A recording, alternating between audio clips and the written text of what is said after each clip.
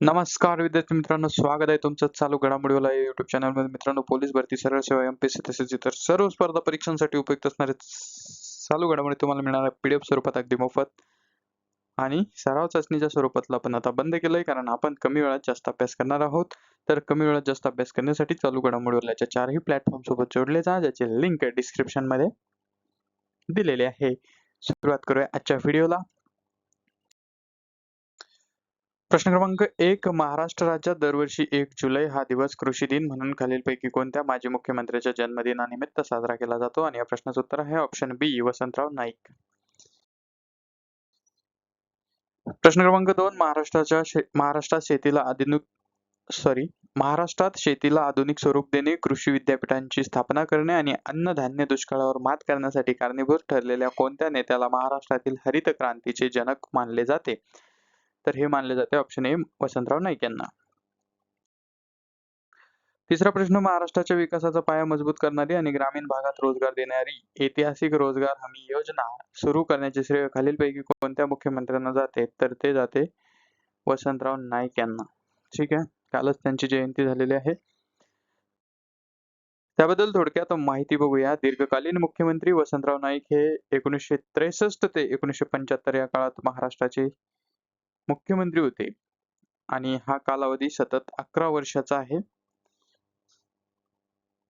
त्यांचा जन्म 1 जुलै 1913 ला यवतमाळ या ठिकाणी झाला. कृषी क्षेत्रातील क्रांती त्यांनी महाराष्ट्रातील हरित क्रांतीचे जनक त्यांना म्हटले जाते. त्यांनी राज्यात कृषी विद्यापीठांची स्थापना केली आणि शेतकऱ्यांना संकरित बियाणे उपलब्ध करून देऊन अन्नधान्य टंचाईवर मात केली.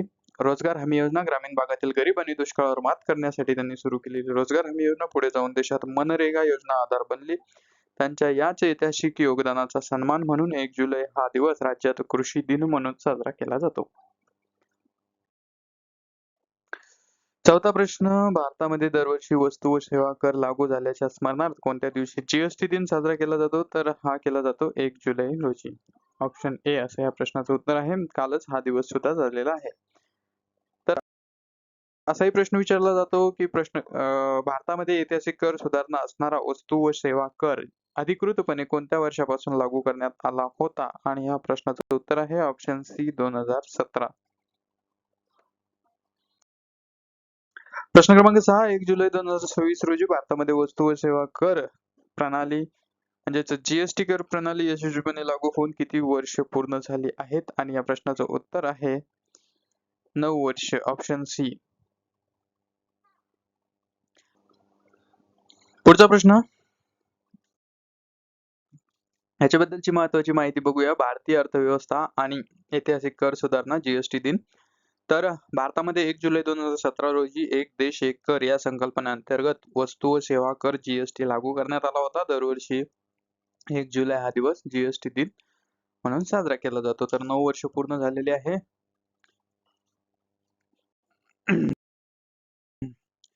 सातवा प्रश्न. जपानमध्ये आयोजित होणाऱ्या आगामी आशियाई क्रीडा स्पर्धेत म्हणजे एशियन गेम मध्ये भारताच्या महिला क्रिकेट संघाचे नेतृत्व कोण करणार आहे? तर या प्रश्नाचं उत्तर आहे ऑप्शन बी, हरमनप्रीत कौर. आठवा प्रश्न. भारतीय महिला क्रिकेट संघाची कर्णधार हरमनप्रीत कौर आगामी आशियाई क्रीडा स्पर्धेत देशाचे नेतृत्व करणार आहे. ही स्पर्धा कोणत्या देशात आयोजित केली जात आहे? तर ऑप्शन सी, जपान. ठीक आहे, उलटा पलटा आपण प्रश्न घेतला कारण कसाही प्रश्न विचारला जाऊ शकतो. प्रश्न क्रमांक 9. हरमनप्रीत कौर ही खालीलपैकी कोणत्या क्रीडा प्रकारात भारतीय संघाची आंतरराष्ट्रीय पातळीवर कर्णधार म्हणून प्रतिनिधित्व करते? असाही प्रश्न येऊ शकतो आणि ऑप्शन बी, क्रिकेट असं या प्रश्नाचं उत्तर आहे. तर याच्याबद्दलची महत्वाची माहिती बघूया. क्रीडा जगत आणि भारताचे नेतृत्व कर्णधार पद निश्चित. जपानमध्ये होणाऱ्या आगामी आशियाई क्रीडा स्पर्धेसाठी भारतीय महिला क्रिकेट संघाची घोषणा करण्यात आली असून स्टार खेळाडू हरमनप्रीत कौर हिच्याकडे संघाचे नेतृत्व सोपवण्यात आले आहे. आशियाई क्रीडा स्पर्धा आशिया खंडातील या सर्वात मोठ्या क्रीडा महोत्सवाचे आयोजन यंदा जपानमध्ये केले जात आहे. भारतीय महिला संघाने यापूर्वी आशियाई स्पर्धेत चमकदार कामगिरी केली असून यंदाही हरमनप्रीतच्या नेतृत्वाखाली संघ सुवर्ण पदकासाठी प्रबळ दावेदार मानला जात आहे. 10वा प्रश्न मराठी रंगभूमीवरील ज्येष्ठ आणि श्रेष्ठ दिग्दर्शिका विजया मेहता यांचे नुकतेच निधन झाले आहे. त्यांच्या नाट्यसृष्टीत आदराने कोणत्या नावाने ओळखले जात होते?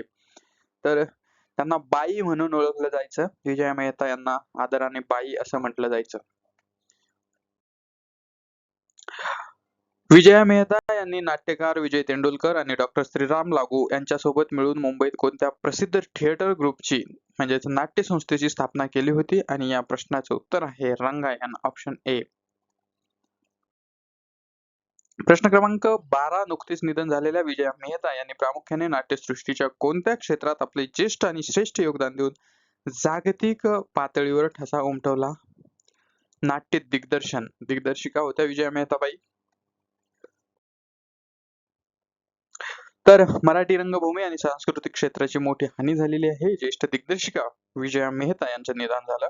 बाई म्हणून ओळख असणाऱ्या मराठी नाट्यसृष्टीला आधुनिक आणि समृद्ध रूप देणाऱ्या ज्येष्ठ आणि श्रेष्ठ दिग्दर्शिका विजया मेहता यांचं निधन झालेलं आहे. संपूर्ण नाट्यसृष्टीत त्यांना आदराने व प्रेमाने बाई म्हणून ओळखले जात असे.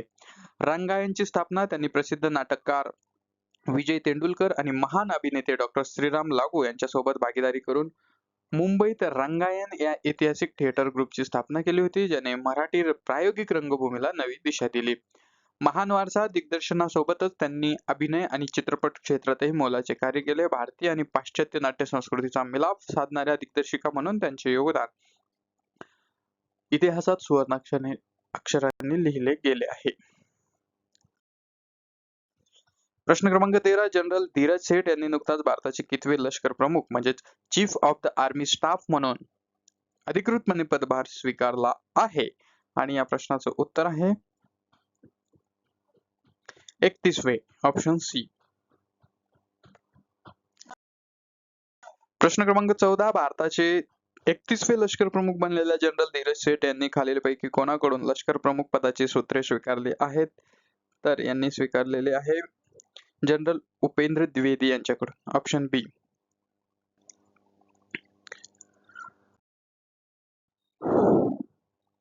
तर महत्वाची माहिती बघूया. संरक्षण क्षेत्र आणि राष्ट्रीय घडामोडी. नवे लष्कर प्रमुख जनरल धीरज सेठ यांनी भारताचे 31वे लष्कर प्रमुख म्हणून अधिकृतपणे पदभार स्वीकारलेला आहे.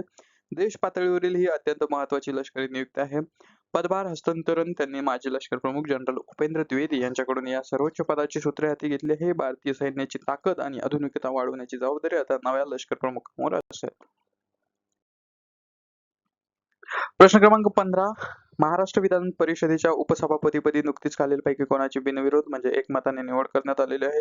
आणि या प्रश्नाचं उत्तर आहे ऑप्शन बी, सचिन अहिर. कालच यांची निवड झालेली आहे.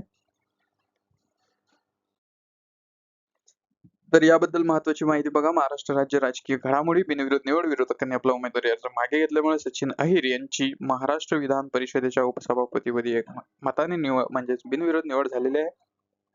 सध्याचे पदाधिकारी सध्या महाराष्ट्र विधान परिषदेचे सभापती प्राध्यापक राम शिंदे हे आहेत, तर नवनियुक्त उपसभापती म्हणून सचिन अहिर कामकाज पाहणार आहेत. मित्रांनो, हे होते 2 जुलैच्या संदर्भातले महत्त्वाचे प्रश्न. आजचा व्हिडिओ तुम्हाला कसा वाटला ते कमेंटमध्ये नक्की कळवा आणि व्हिडिओला जास्तीत जास्त शेअर करा, लाईक करा, सबस्क्राईब करा आणि कमी वेळात जास्त अभ्यास करण्यासाठी चालू घडामोडीवाल्याच्या 4ही प्लॅटफॉर्म सोबत जोडले जा.